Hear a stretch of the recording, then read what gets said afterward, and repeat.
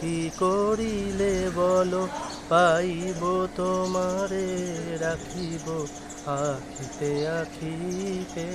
বাহ, তোমার গলা আমার এই গানটা না দারুণ লাগে। সবই তো বুঝলাম, তাহলে হঠাৎ তো রবীন্দ্রসঙ্গীতের প্রতি হঠাৎ ভালোবাসা হলো? বৈশাখ মাস, রবীন্দ্রনাথের জন্মদিন, আর আজ আমরা এসেছি রবীন্দ্রনাথের বসত বাড়িতে, তাই তোমার গলায় এই গানটা আমার খুব শুনতে ইচ্ছা হলো। তাহলে আর দেরি কেন, চলো আমরা তাহলে সেই দিকেই যাই। চল। Hello friends, welcome to travel with Abhi কোয়েল।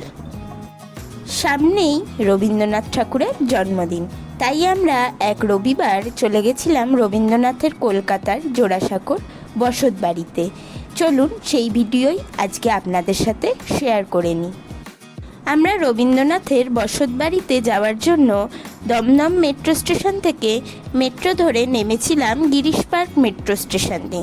সেখান থেকেই আমরা রওনা হয়েছিলাম রবীন্দ্রনাথের বাড়ির উদ্দেশ্যে। রবীন্দ্রনাথের বাড়ির এখন যেটা রবীন্দ্রভারতী বিশ্ববিদ্যালয়। আমরা অলরেডি রবীন্দ্রনাথের বাড়ির কাছাকাছি চলে এসেছি। চলুন সেই রবীন্দ্রনাথের বাড়ি আজ আপনাদের ঘুরে দেখাই।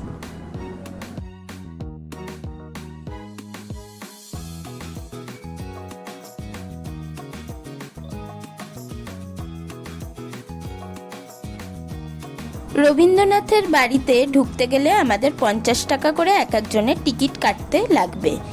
আর যদি আপনারা রবীন্দ্রনাথের বাড়ির আউটসাইডের ভিডিও করতে চান তাহলে তার জন্য 50 টাকা ক্যামেরার চার্জ দিতে হবে।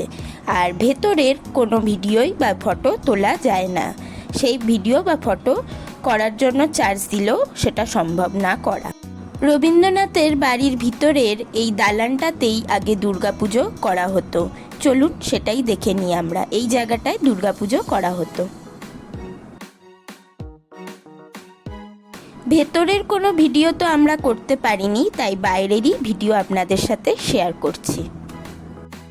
রবীন্দ্রনাথ সম্পর্কে সমস্ত তথ্য, রবীন্দ্রনাথের আতুর ঘর, রবীন্দ্রনাথের মৃত্যুর ঘর, তারপর রবীন্দ্রনাথ সারা জীবন কী কী করেছিলেন আর কী কী লিখেছেন, গান, আবৃত্তি, গল্প, সমস্ত কিছু জানতে গেলে এই রবীন্দ্রনাথের বাড়িতেই আপনাদের চলে আসতে হবে।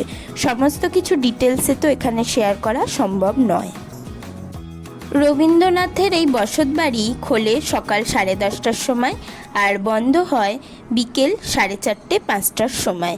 আপনাদের এর মধ্যেই এখানে ভিজিট করতে হবে। আর সোমবার দিন এই বাড়ি পুরোপুরি বন্ধ থাকে। আর এর পাশেই হলো রবীন্দ্রভারতী বিশ্ববিদ্যালয়। রবীন্দ্রনাথের বাড়িতে গরমকালে 7টা থেকে আর শীতকালে 6টা থেকে লাইট অ্যান্ড সাউন্ড শো হয়, যেখানে রবীন্দ্রনাথের পুরো জীবনই দেখানো হয়। আমাদের রাত হয়ে যাবে বলে আমরা সেটা দেখিনি, কিন্তু পরবর্তীকালে গেলে সেই ভিডিও আপনাদের সাথে শেয়ার করব। আর এটা হলো রবীন্দ্রভারতী বিশ্ববিদ্যালয়, আপনারা দেখেই বুঝতে পারছেন, নোটিশ বোর্ড লাগানো আছে। আর এটি হলো রবীন্দ্রনাথের বসতবাড়ির গাড়ি। এই গাড়ি ওনারা ইউজ করতেন যাতায়াতের জন্য। আমাদের রবীন্দ্রনাথের বাড়ি ঘোরা কমপ্লিট। আমাদের ঘুরতে প্রায় 2-3 ঘন্টা লেগেছিল। আপনারাও গেলে হাতে সময় নিয়ে যাবেন। চলুন আজকের ভিডিও এখানেই শেষ করছি। পরবর্তী ভিডিওয় আবার দেখা হবে। টাটা।